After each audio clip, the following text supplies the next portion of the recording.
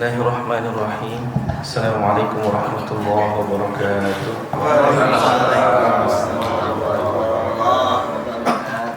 Alhamdulillah, wassalatu wassalamu ala rasulillah. Rabbi shrah lana sudurana wa yassir lana umurana wahlul 'uqdatam min alsinatina yafqahu aqwalana. Rabbana zidna 'ilman warzuqna fahman. Ya Fattah ya Alim iftah lana 'ilmal yaqin. Bapak-bapak yang dirahmati Allah, alhamdulillah pagi hari ini Allah masih izinkan kita bisa bersilaturahmi. InsyaAllah kita akan melanjutkan kajian kita terkait tema Nabi Isa alaihissalam. Baik, yang ada mushaf di handphonenya atau mungkin ada di halaman berapa? Baik. Halaman 54. Surah ketiga Ali Imran ayatnya 36.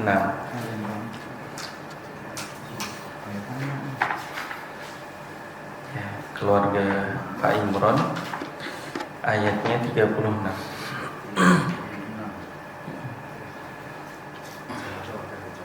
Ada yang berkenan membacakan terjemahnya? Bismillahirrahmanirrahim.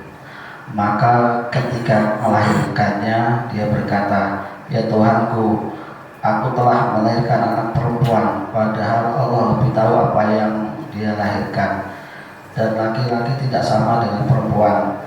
Dan aku memberinya nama Maryam, dan aku mohon perlindunganmu untuknya dan anak cucunya dari gangguan setan yang terkutuk." Baik, terima kasih. Terima kasih Pak Ben. Nah, di ayat 36 ini, di ayat 36 ini Allah mengajarkan kepada kita suri tauladan yang baik, bagaimana cara mengeluh yang baik. Nah, itu yang pertama ya Pak. Jadi cara mengeluh yang baik itu ternyata ada Pak SOP-nya di Al-Quran. Ada SOP-nya. Apa itu? Kalau kita bicara Nabi Isa, itu tidak hanya kita menyoroti Nabi Isanya, tapi buah itu jatuh tidak mungkin jauh dari pohonnya, kan begitu ya. Nah, maka kita akan soroti ibunda beliau. Siapa ibundanya? Maryam. Nah, sekali lagi satu tangga ke atas itu masih belum cukup. Kita lihat lagi tangga ke atasnya lagi. Siapa itu? Kakek neneknya.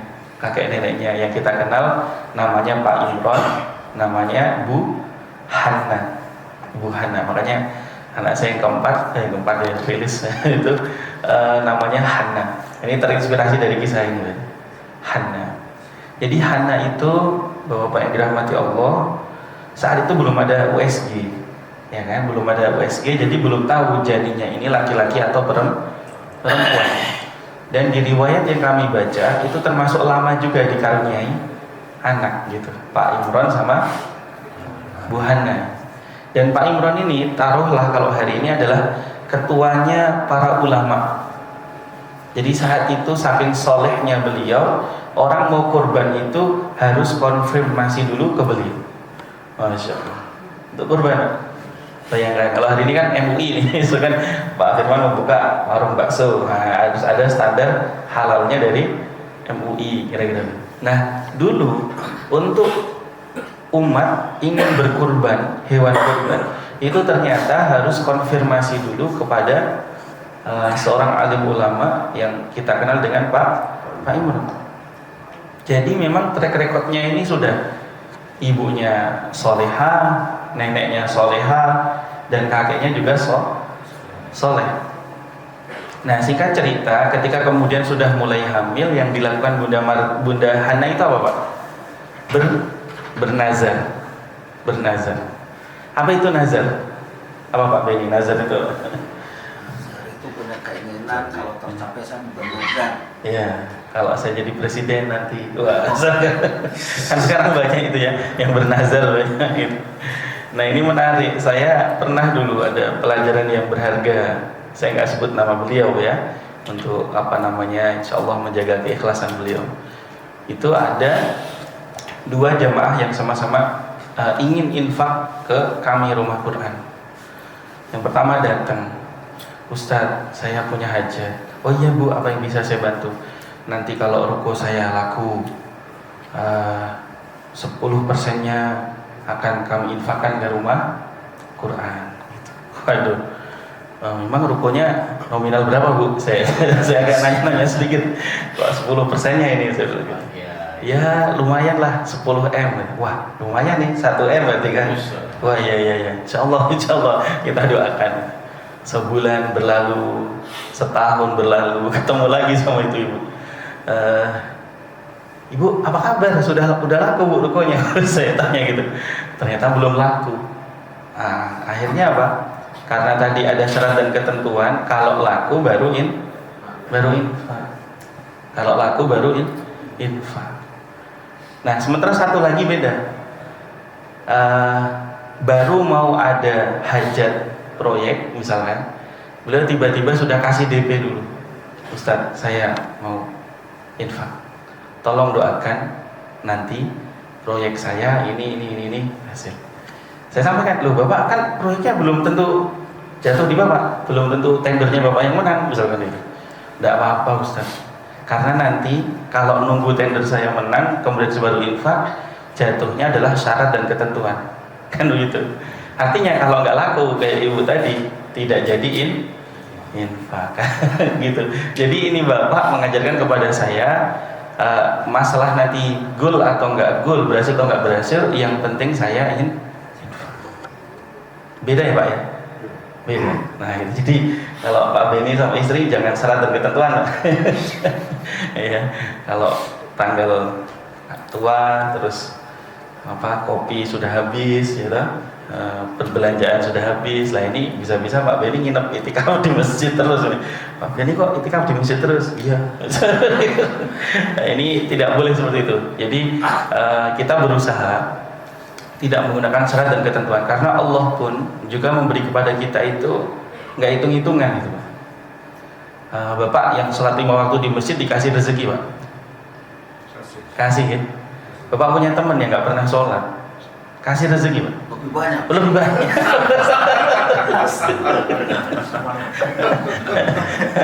Selalu ujiannya itu begitu. Selalu ujiannya begitu. Ada seorang mu'alaf dulu hobinya main judi sama minum khamr. Ya, perusahaannya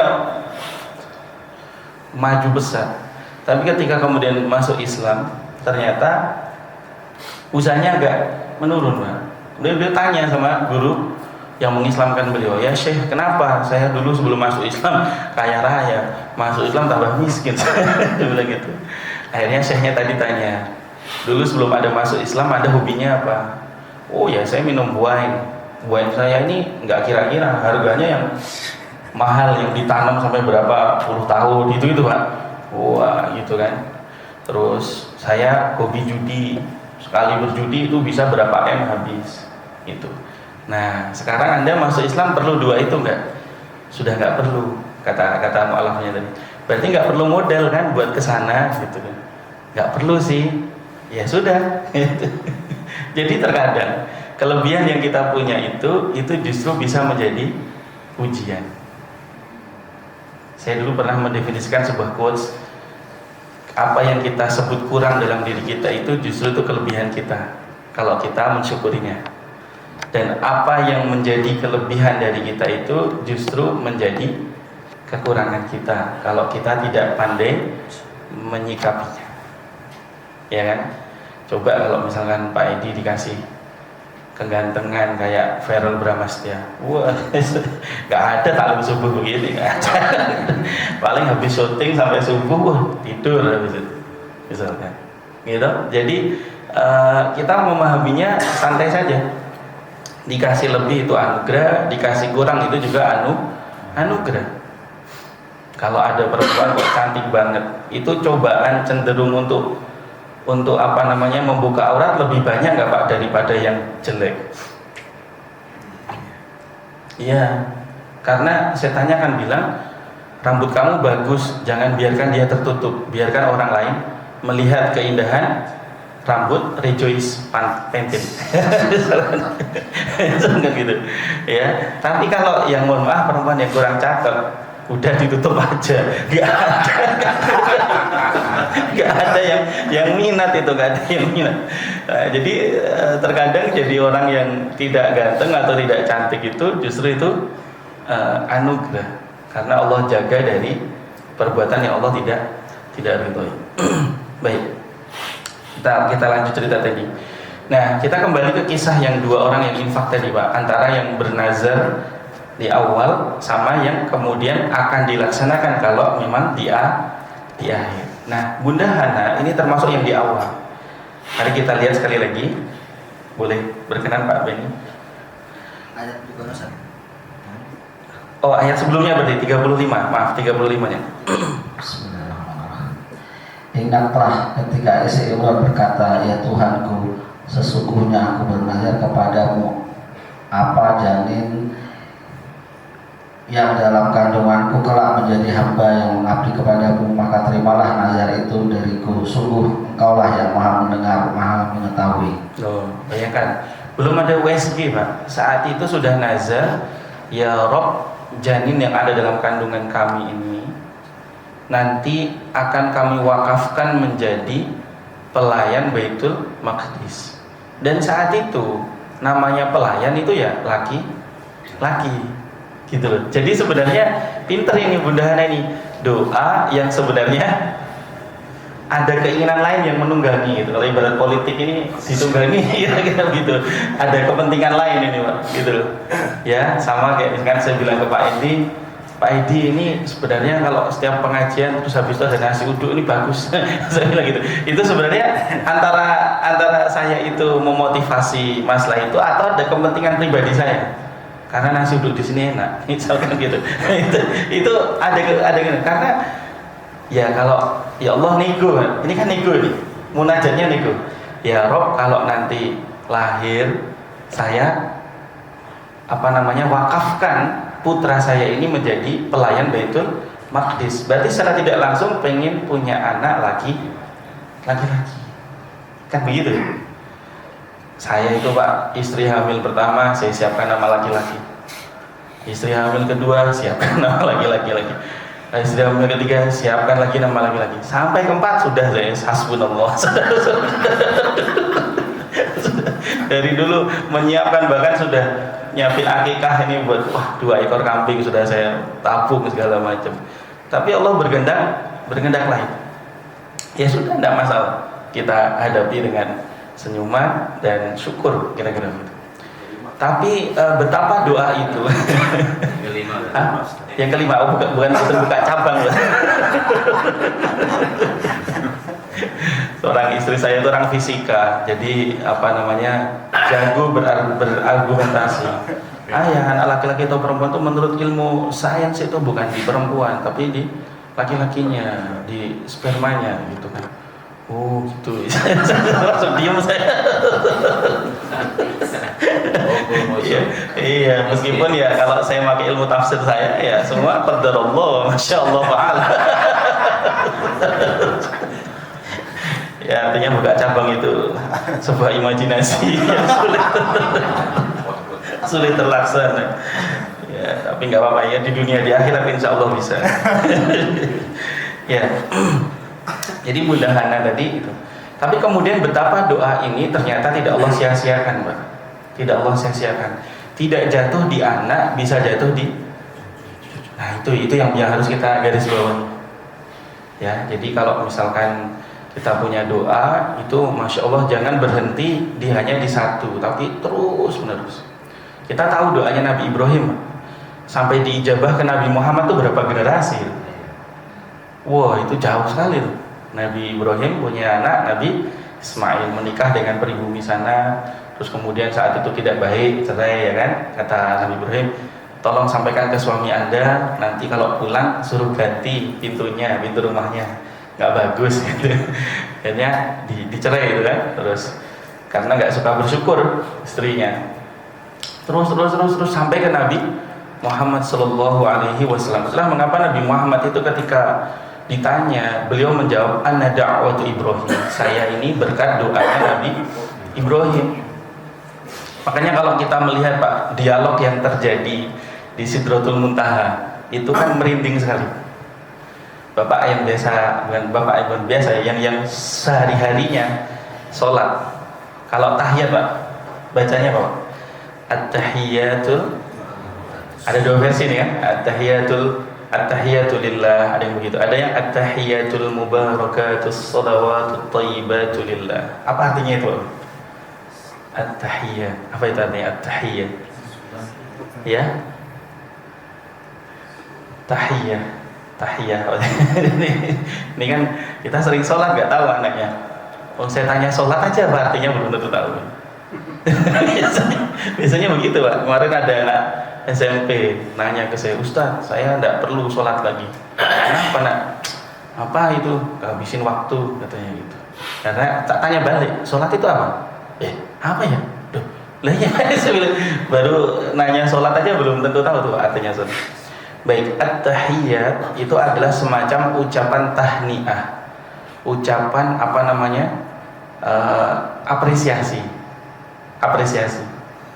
Jadi misal Pak Ben juara 1 lomba balap karung 17 Agustus misal, terus saya bilang, Masya Allah Pak Ben luar biasa, memang ini jago dari timur, dari Jawa Timur misalkan. Nah ini namanya at-tahiyyat. At-tahiyyat itu dari sisi bahasa Arab itu artinya adalah ucapan apresiasi yang pujian yang sangat tinggi. Jadi saat itu Nabi Muhammad ini kan ke Sidratul Muntaha diajak sama siapa? Nah, Malaikat Jibril bilang apa saat itu? Nabi, mohon maaf, saya diizinkan Allah mengantar Anda cuma sampai level ini. Selanjutnya hanya Anda yang dikasih akses masuk. Bayangkan Pak, Malaikat Jibril aja nggak dikasih akses masuk. Loh, terus gimana? Iya, hanya Anda. Nah, maka ketika kemudian Nabi Muhammad ini masuk ke Sidratul Muntaha itu, beliau mengucapkan kalimat apresiasi setinggi-tingginya. At-tahiyyat al-mubarakat as-salawat at-thayyibat lillah. Artinya, duh Gusti ya Allah, pokoknya mengapresiasi setinggi-tingginya Pak, kira-kira begitu. Kemudian habis itu jawabannya apa Pak? Lah, itu dialog Pak, dialog dua arah itu. Siapa yang bilang itu? Allah. Allah bilang, Assalamu alayka ayyuhan nabi. Semoga keselamatan tercurah atas engkau wahai Nabi, wa rahmatullahi wa barakatuh, dan rahmatnya Allah, kasih sayangnya Allah, dan juga keberkahannya. Dalam hidup ini kan kita hanya butuh 3 itu Pak Saudara. Selamat, dapat rahmat, gitu, kasih sayang, gitu. Terus yang terakhir adalah dapat keberkahan. Sudah Pak, cuman itu saja. Cuman 3 itu saja. Selamat, dapat kasih sayang, kemudian dapat kecukupan. Sudah, mau apa lagi Pak? Bapak mau minta kapal pesiar, Bapak mau minta pesawat jet, enggak ada apa-apanya itu. Nanti setelahnya pusing sendiri. Wong saya dulu waktu mahasiswa jalan kaki rasanya pengen naik sepeda. Giliran kebeli sepeda, rantainya putus. Rantai putus, saya bawa ke bengkel. Berapa Pak? Wah, ini karena sepeda ontel. Mahal Pak, nggak nemu lagi ontel-ontelnya. Udah jauh dulu. Udah giliran naik sepeda di lampu merah Lebak Bulus, hujan, di apa namanya, salib sama motor. Rasanya kok pengen punya motor, akhirnya ke pasar Minggu beli motor second harga 2,5 juta KZ. Motor KZ. Masih ingat saya, kemanapun saya taruh rasanya aman. Karena 2,5 juta, demit orang dulit, gitu kan, maling yang nggak ada. Pas kemudian saya lajukan itu di daerah Blok M, lagi-lagi hujan, ada genangan air, disalib sama mobil, keciprat kena muka saya. Rasanya pengen punya mobil. Giliran Allah kasih mobil, sekarang pusing. Dulu kalau servis motor 75.000 selesai. Sekarang kalau servis mobil berapa Pak? Sekian juta. Wah, terus mikir saya, wah tahu begini, tahu jalan kaki lagi lah biar saya langsing lagi. Hidup itu kan polanya hanya begitu Pak, nggak ada habisnya sebenarnya, nggak ada habisnya. Nanti setelah Bapak punya mobil pengen apa? Punya pesawat, pengen apa lagi? Pengen punya mobil yang mewah, pengen punya rumah. Dulu Bapak masih ngontrak, ya toh? Masih ngontrak, terus pengen punya rumah. Setelah punya rumah pengen apa? Punya kontrakan, kan gitu. Setelah itu kelilit utang, terus pengennya apa? Ngontrak lagi. Kan siklusnya selalu seperti itu. Nah, baik, kita sampai mana tadi? Kalau ngitulin sampai mana Pak Ben tadi? Ya mudahan. Iya. Baik, minta putranya beliau nanti menjadi pelayan Baitul Maqdis. Tapi qadarullah wa masyaallah fa'al, ternyata lahirnya itu adalah perempuan. Nah, gimana ini, Pak? Saya pernah belajar, sekarang adik-adik santri itu setiap malam membuat jurnal sebelum tidur. Jurnalnya dua, Pak. Yang pertama namanya jurnal muhasabah atau evaluasi. Bagaimana itu? Jadi 9:30 dari santri ini kemudian sikat gigi, kemudian berwudu, kemudian kumpul di majelis, kita baca doa, ayat kursi, 3 surah terakhir. Setelah itu mereka menulis dalam sebuah HVS. Yang pertama sisi depannya namanya jurnal muhasabah. Astagfirullah, hari ini saya mengantuk di kelas misalnya, atau hari ini saya tidak ikut kelas bersama Ustadz Farid misalnya gitu. Saya kabur ke warung misalnya. Itu dia tulis. Pokoknya cari satu kesalahan Anda setiap hari yang ada istighfari di situ. Kemudian belakangnya apa? Namanya jurnal syukur. Nah, jurnal syukurnya ini 3 level, Pak. 3 level. Level yang pertama apa itu? Mensyukuri sesuatu yang kita suka. Oh, itu sangat mudah. Misal tiba-tiba Pak Ben dibuka izin gitu kan. Kasih izin. Atau kok haji. Misalkan ya, surat izin SIM-nya keluar lagi misalnya dia, Pak Ben kasih sama istrinya tiba-tiba, ya aku sudah berpikir sudah istiqoroh. boleh dikasih SIM lagi misalkan. Itu kan langsung rasanya ya Allah gitu.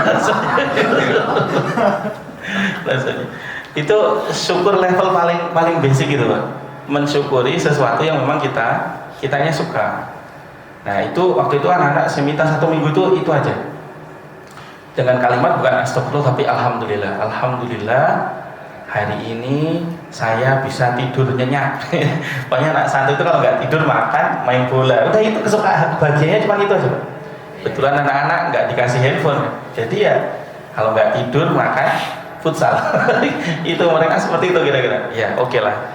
Nah, minggu kedua saya jelaskan. Nah, sekarang syukurnya kita naik level kedua. Gimana itu, Pak, level kedua? Sesuatu yang kita nggak suka, tapi kita berusaha mencari hikmah di belakang itu. Ya sama kayak Bunda Hana pengennya laki, tapi kemudian dapatnya perempuan. Nah, sekarang apa yang bisa dilakukan Bunda Hana? Ya sudah begitu takdir. Nah, itu tadi yang di ayat 36 tadi. Kita baca sekali lagi, Pak Ben. Apa yang beliau lakukan? Mari kita lihat ayat 36-nya. Dibaca di Ustaz. Nggih, terjemahnya. Maka ketika melahirkannya dia berkata, ya Tuhanku, aku telah melahirkan anak perempuan.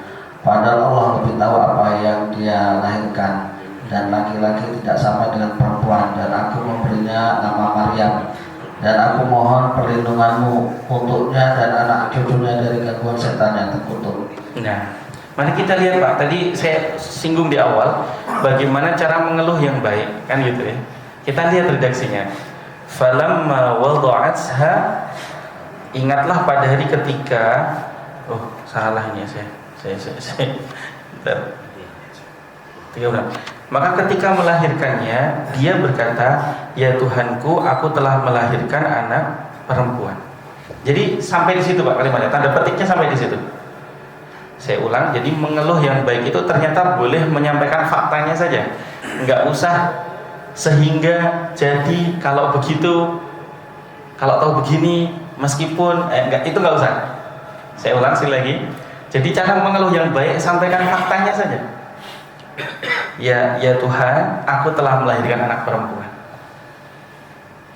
Itu bentuk sebenarnya kekecewaan karena sudah nazar di awal, nanti janin ini akan aku persembahkan menjadi pelayan Baitul Maqdis.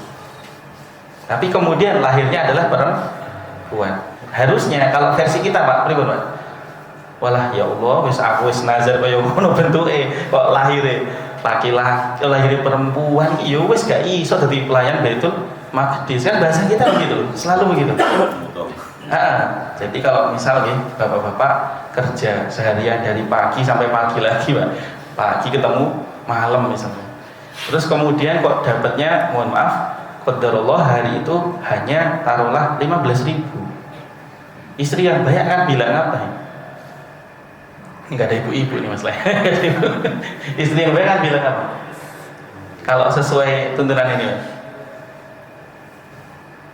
tuh suamiku ini adalah 15.000. Udah selesai. Nggak usah dilanjutkan. Ini mau makan apa? Ini 15.000 bisa beli apa? Kita mau nabung gimana? Tetangga warna mobilnya sudah berubah loh. Gitu ya. Kemarin warna putih, sekarang jadi warna merah. Coba ya kan. Mas, kalau 15.000 bisa apa Mas? Anak kita beli pampersnya gimana? Mau makan batu? Ini mohon maaf, itu yang tidak diajarkan sama Al-Quran. Jadi ternyata mengeluh yang baik itu cukup sampaikan saja di situ. Inilah mengapa Nabi Muhammad SAW menyatakan dalam sebuah hadis, kalau Anda dihidangkan makanan, kok kemudian makanan itu Anda suka, apresiasi setinggi-tingginya. Alhamdulillah nasi uduknya, masya Allah. Apalagi itu apa? Yang dari Omah Jajan itu, masya Allah itu dari Omah Jajan itu, masya Allah itu kalau sudah makan itu rasanya udah kayak di surga itu. Apa namanya? Apa itu namanya? Salat, masya Allah. Hidup hanya antara salat dan sholat. Ya, itu luar biasa. Tapi apa pesan Nabi? Kalau ternyata mohon maaf makanannya Anda tidak suka, cukup dalam hati, jangan sampai terlontar dari lisan kita, masya Allah. Ini kan mohon maaf, kita ini dikit-dikit sukanya maidu, apa maidu itu, Bang? Sukanya, iya, mencela, mengeluh, kan kira-kira begitu. Karena ternyata Dr. Masaru Emoto yang penulis The True Power of Water dari Jepang itu membuat sebuah penelitian. Penelitiannya apa Pak? Ada 2 toples. Sama-sama dikasih nasi. Yang satu dibilang, wah kamu baik sekali, enak banget, gurih, wah pokoknya maknyus, kira-kira gitu langsung ditutup pakai plastik atas, atau ditutup lah kira-kira. Yang satu mohon maaf dengan kalimat gak enak, hambar, rasanya pahit, perak, pokoknya gitu, gak enak, mules aku makan kamu. Terus ditutup Pak, ditutup. Ternyata, masya Allah, yang lebih cepat basi dari 2 itu yang kedua. Saya pernah baca sebuah artikel, kenapa Starbucks, ini suka Starbucks nih, saya wajib suka Starbucks. Saya warung kopi pinggir jalan Pak. Gitu. Starbucks itu kenapa salah satu manajemennya itu bagus. Ini yang saya pelajari Pak dari, tapi nggak tahu ya fakta di lapangannya seperti apa. Cuman ini seorang bapak-bapak, anaknya itu kuliah S1-nya di Amerika, tiba-tiba pulang pengen jadi barista, ya, kuliah di Amerika S1 pulang pengen jadi barista, dan akhirnya dia diterima di Starbucks. Dan anak ini cerita sama ayahnya, dan ayahnya cerita ke saya begitu Pak. Oke, pusing nih ya. Cerita Pak Farid, jadi ternyata kenapa Starbucks itu bisa diminati, padahal satu cangkirnya bisa 75.000, kalau kita di pinggir jalan enggak 3.000 udah bisa itu yang kita gratis. Masya Allah. Oke. Ternyata di sana tidak hanya bicara jualan, tapi bicara tentang filosofi jualan. Misalkan antara kursi dengan meja itu tingginya harus sama. Ini pernah Pak Haji Firman sampaikan dulu, Pak Farid, kalau ini meja kursinya anak-anak santri ngaji belajar sama kursinya sinkron, jangan sampai mejanya tinggi, kursinya kerendahan, atau kursinya ketinggian. Itu diukur Pak sama mereka. Jadi orang kalau duduk kira-kira nyaman nggak? Terus dikasih wifi. Akhirnya apa? Berlama-lamaan di situ. Dikasih AC. Ya coba ini nggak dikasih AC, Pak, udah 5:30. udah gitu, nggak dikasih makan. Aku sudah 5:30 ini Pak, kelamaan ini kira-kira. Terus yang menariknya lagi apa? Kasih wifi, kasih AC.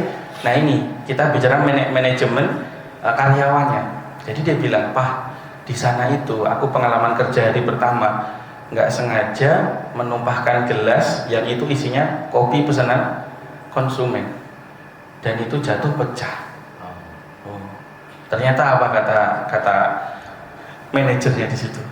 Dia nggak ada tuh Pak komen-komen. nggak hati-hati kamu, potong gaji kamu sini bilang besok kamu di PHK, kamu kira-kira pecat, kamu kira-kira nggak ada.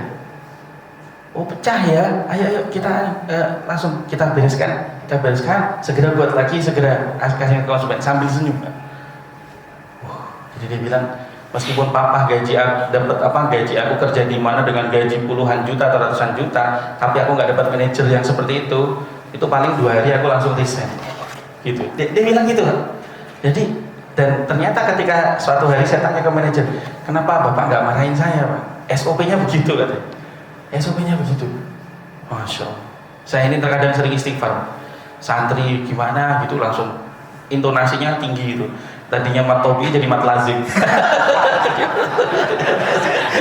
Mat tobi cuma 2, ini mat lazim 6 ini pak. Masya Allah. Baru diuji kami kehilangan 5 santri yang terbaru ini.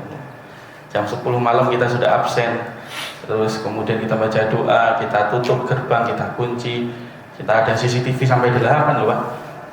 Cuman karena kami nggak ada yang piket malam, nggak ada yang ronda malam, ya tidur di kamar masing-masing. Ada satu santri baru masuk, sebelumnya pindahan dari tempat lain gitu. Ternyata ini anak agak sedikit agak sedikit spesial lah kira-kira gitu. 10:30 dia bangun pak, manjat itu. Jadi dinding jemuran dipanjat, terus dia ngopi di warung desa sebelah. Ternyata bawa handphone ditaruh di sana, main dari jam 10:30 sampai jam 2 di situ. Ya ngopi, ya main kartu remi, ya main game. Nanti jam 2 baru pulang, karena tahu sebentar lagi mau dibangunkan tahajud kira-kira begitu. Wah itu, masya Allah. Dari awalnya 1, punya follower 1. Besoknya 1, besoknya 1, akhirnya 5 pak. Masya Allah. Dan itu dilakukan tak tanya berapa kali nak, terkadang tiap malam pak. Ya Allah, seminggu berapa? 3 kali kok, 3 kali pak. 3 kali. Wah sudah, akhirnya kita lihat di CCTV. Waduh, itu terstruktur pak. Pak Ferdi Sambo kalah itu.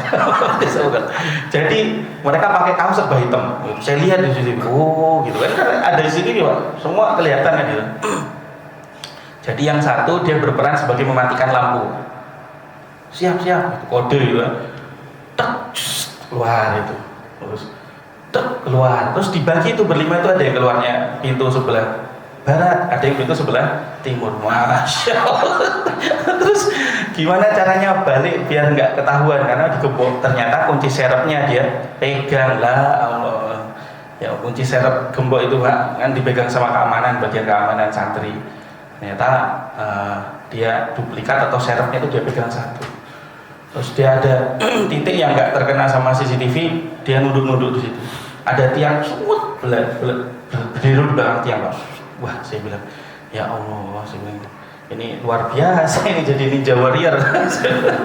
Dan masuknya pun lewat jendela kamar pak. Wah Allah, jadi jendela pintu kamar dibuka karena itu titik yang blind spot, tidak terkena CCTV. Kemudian masuk di arah situ, ya malah jadi curhat. Nah itu ujian pak buat kami, ujian, karena memang nggak mudah.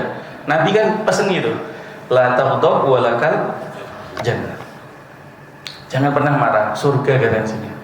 Masya Allah, nggak mudah ini pak, nggak mudah.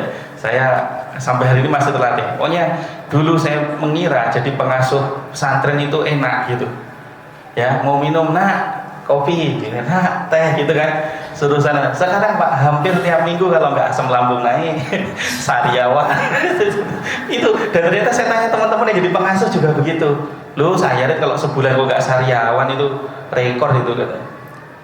Nggak sebulan kena, kan sariawan itu sebenarnya pikiran pak, pikiran. Asam lambung juga sama, naik itu pak. Malam itu Pak Edi saya bilang, Pak ini saya lagi kurang fit.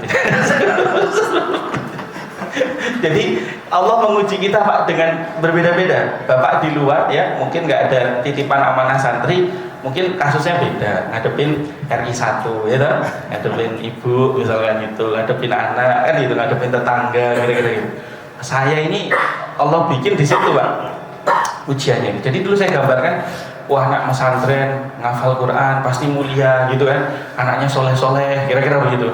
Tahu-tahu, wah insya Allah ujian kita beraneka ragam. Tapi memang ya hidup begitu. Nanti kalau nggak begitu ya nggak hidup namanya.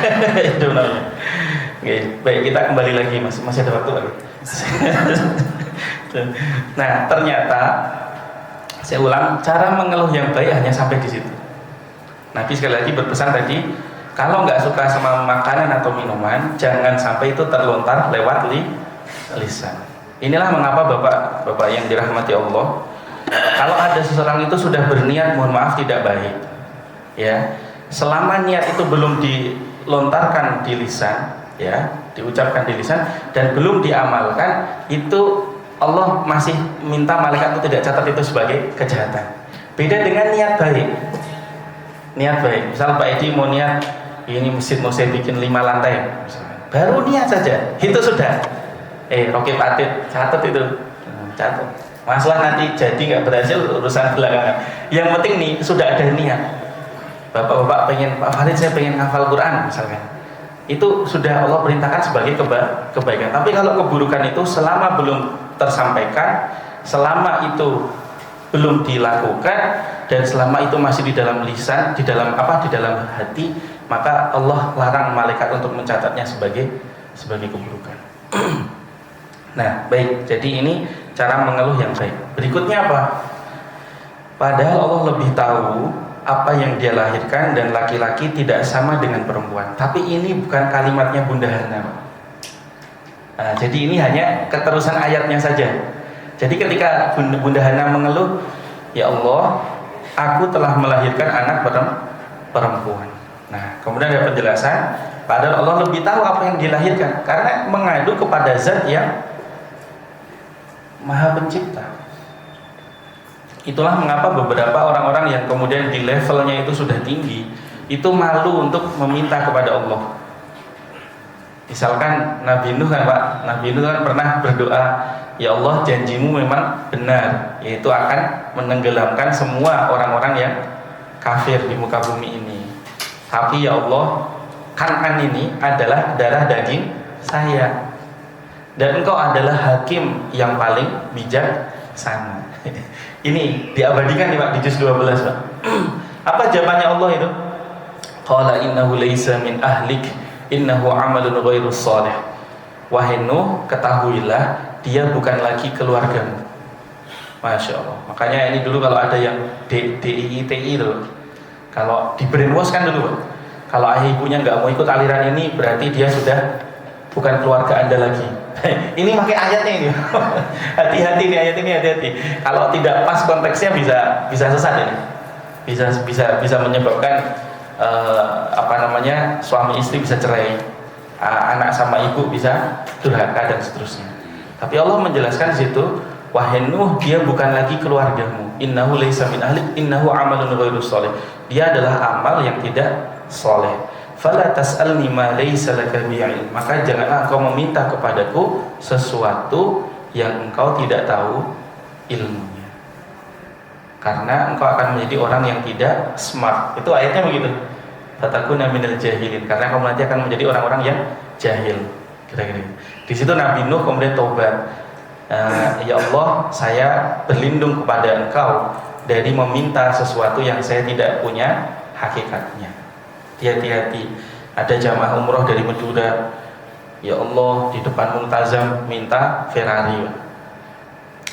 Ya Allah, Ferrari naik Suramadu pulang kampung, ini kan luar biasa ini kan, kira-kira begitu. Belakangan bapak ini benar-benar diijabah sama Allah doanya, dikasih Ferrari, kasih Ferrari. Ya, doa di Multazam ini kan cepat Pak, wifi-nya cepat nih. Nggak pakai IndiHome ini, makanya apa nih? Soalnya cepat banget di sana. Tapi ternyata kemudian beliau menyesal meminta doa itu. Duh Pak Ustadz, kalau saya boleh memutar waktu, saya nggak jadi deh minta Ferrari. Kenapa Pak? Saya minta Kijang Super aja, dia bilang gitu. Anak saya meninggal kecelakaan dengan Ferrari yang saya minta. Masya Allah. Ya, kadang-kadang begitu Pak, gitu. Ya, jadi ya Allah, terus gitu Pak, ya sudah jalannya Pak, saya bilang gitu, sudah jalannya gitu.